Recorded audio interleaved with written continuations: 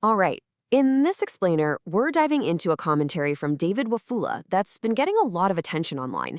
And he connects three things you might not think go together: a supposed secret political meeting, a highway that's weirdly slow, and the color of city buildings. So, what's the common thread? Well, they're all sparking some major debate in Kenya right now. So, what is all the buzz about? We're going to break down how this one commentator's take is really helping to shape the online conversation around these huge, important topics. Let's start with the most explosive part, a pretty serious allegation about election integrity. Okay, so first up is the most politically charged claim of the bunch. The commentary talks about this alleged secret meeting that supposedly took place right before the last election. And the guest list he mentions, well, that's what makes it so controversial. And this is the line he uses to pull you in.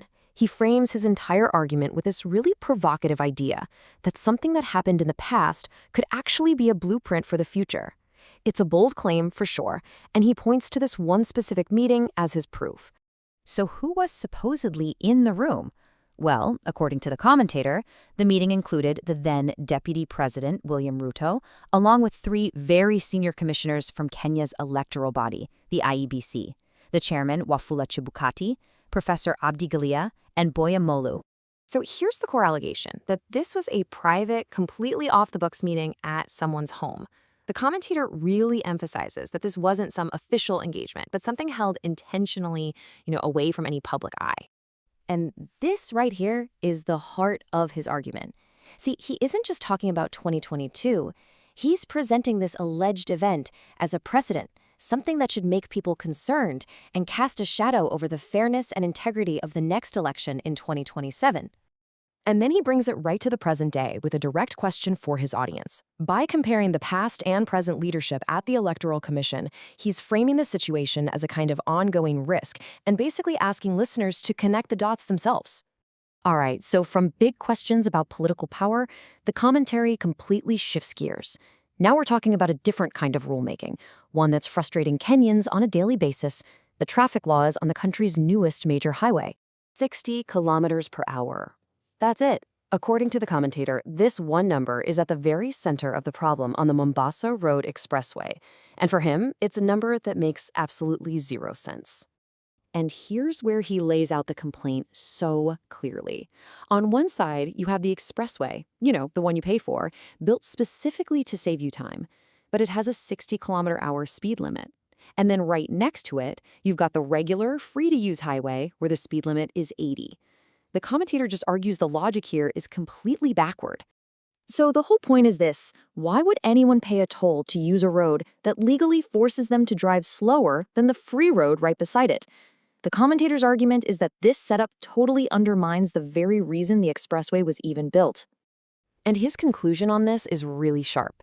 He doesn't just call it a bad rule. He calls the expressway an entrapment chamber. He argues this low speed limit has nothing to do with safety, but is actually designed to catch drivers and collect fines out of what he calls pure greed. Okay, for our final segment, we're moving from the roads to this skyline.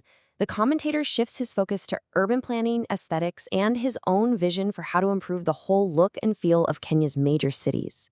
He actually uses the phrase concrete slam to describe how he sees cities like Nairobi.